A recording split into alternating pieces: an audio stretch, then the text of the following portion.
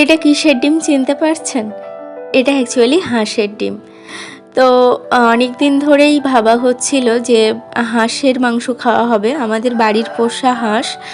তো আপনারা জানেন, আমি আগেও বলেছি, আমরা পোলট্রি মুরগি খাই না, বাজার থেকে কেনা মাংস, কাটা মাংস খুব কমই খাওয়া হয়, আর বাড়ির হাঁস মুরগিই বেশি খাওয়া হয়। তো মূলত বাড়িতে হাঁস মুরগি পোষা হয় যে বাজারের কেনা মাংস খাবো না, বাড়ির জিনিস খাবো, তার জন্য। কারণ সবাই জানেন পোলট্রি মুরগির প্রচুর পরিমাণে ইনজেকশন করা হয়, আর সেটা শরীরের পক্ষে প্রচুর খারাপ। তো তার জন্য আমরা বাড়ির হাঁস মুরগিই খাই।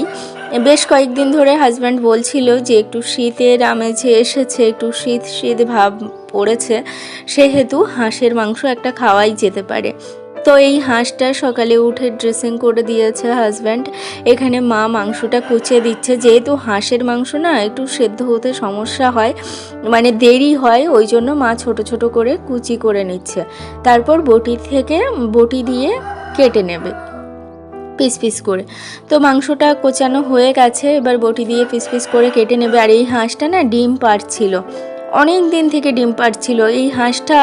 মানে বাড়ির সব হাঁস মুরগি যদি ডিম না পাড়ে, এই হাঁসটা ডিম পাড়ে। এই হাঁসটা এতটাই ডিম পাড়তো।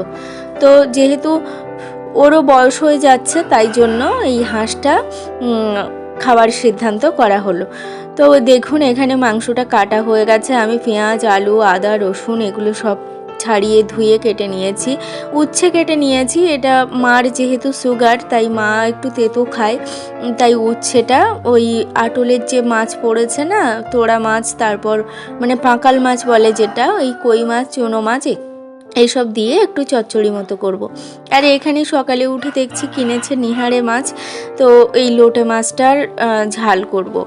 আর ওই যে ছোট ছোট চুনো মাছ আছে, ওই চুনো মাছ দিয়ে উচ্ছেটা চচ্চড়ি করব, আর করব হাঁসের মাংস।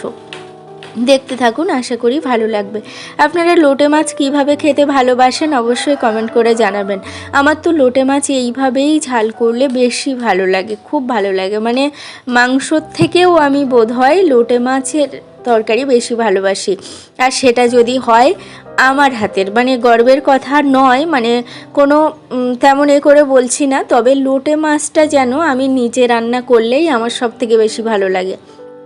অনেকে কি করে বলুন তো, ওই মশলা দিয়ে একদম পুরো গ্যারগেরে করে ফেলে, দেখেছি, সেটা আমার একদমই ভালো লাগে না। আর অনেকে রান্না করে, সেই পরীক্ষার সময় মেসেছিলাম, ওই বাড়ির জেঠিমা এতটাই গ্যারগেরে করে রান্না করতো,